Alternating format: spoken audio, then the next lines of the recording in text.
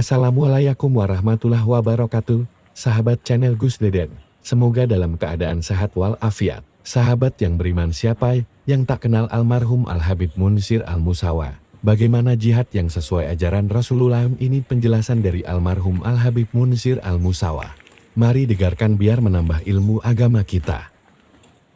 Kita tentunya mengenal yang namanya jihad.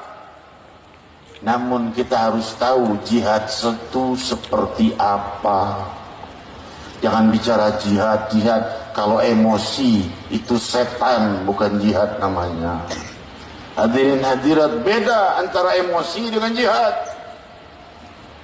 Kalau seandainya jihad, Rasul bilang jangan memukul wajah, jangan menyerang wanita dan anak-anak, jangan menyerang yang tidak bersenjata, jangan menyerang yang tidak menyerang. Nah, itu namanya jihad. Kalau kita tidak diserang orang, kita menyerang orang. Itu untuk yang di luar Islam, apalagi yang sesama muslimin. Rasul sallallahu alaihi wasallam itu adalah orang yang cinta kepada seluruh makhluknya Allah.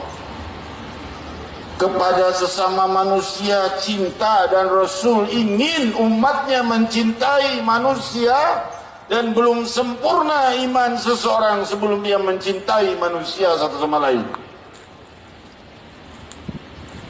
Jika seseorang mencintai muslimin saja, tidak menyayangi orang-orang yang di luar Islam, maka belum sempurna imannya seperti Sayyidina Muhammad.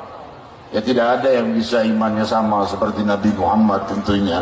Tapi paling tidak kita mengambil sebutir saja daripada mutiara-mutiara keindahan budi pekerti Nabi Muhammad. Dari rahasia kemuliaan Isra wal Mi'raj Nabi Muhammad sallallahu alaihi wasallam. Hadirin hadirat, siapa yang paling ingin orang non muslim masuk Islam? Siapa? Tentunya Rasul sallallahu alaihi wasallam. Tetapi Rasul justru lemah lembut pada orang-orang yang non muslim itu. Seorang Yahudi pemuda datang ke rumah Rasul, bilang mau tinggal di rumah Rasul. Kalau orang-orang zaman sekarang mungkin mau ngapain kamu non muslim, najis, masuk rumah saya sana pergi. Enggak begitu akhlak budi Sayyidina Muhammad. Yahudi diterima oleh Rasul. Tinggal di rumah Nabi, makan sepiring dengan tangan Muhammad Rasulullah, jari-jarinya bersentuhan dengan jari-jari Nabi, minum segelas dengan sang Nabi, tinggal sehari, 2 hari, 3 hari, berhari-hari tidak diusir oleh Nabi dan terus disambut sebagai tamu sampai pemuda itu pulang. Nabi SAW keluar, pemuda itu pergi. Nabi pulang, pemuda sudah tidak ada. Kemana itu orang Yahudi? Nabi tidak berkata, kamu masuk ke rumahnya aku, kamu harus masuk Islam, aku ini Nabi pembawa Islam. Tidak berkata demikian. La ikraha fiddin. Tidak ada paksaan dalam agama.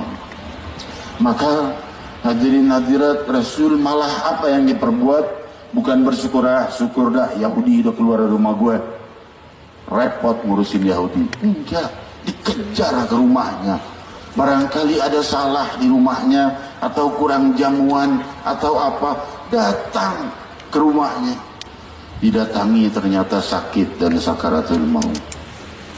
Rasul baru berkata, la ilaha illallah, ucapkan. Anaknya melirik bapaknya, diizinkan apa tidak nih mengucapkan la ilaha illallah. Bapaknya Yahudi juga. Bapaknya tidak tega melihat budi pekerti Nabi yang begitu indah. Bapaknya berkata, ati Abul Qasim, taati Abul Qasim, taati. Bapaknya tidak masuk Islam, tapi ngelihat budi pekerti kepada anaknya dan jasa besar, anaknya udah tinggal di rumah Nabi, ya udah taati aja Abul Qasim. Maka ia mengucap la ilaha illallah Muhammad Rasulullah. Inilah akhlak Sayyidina Muhammad. Islam akan berkembang luas dengan kelembutan, bukan dengan kekerasan.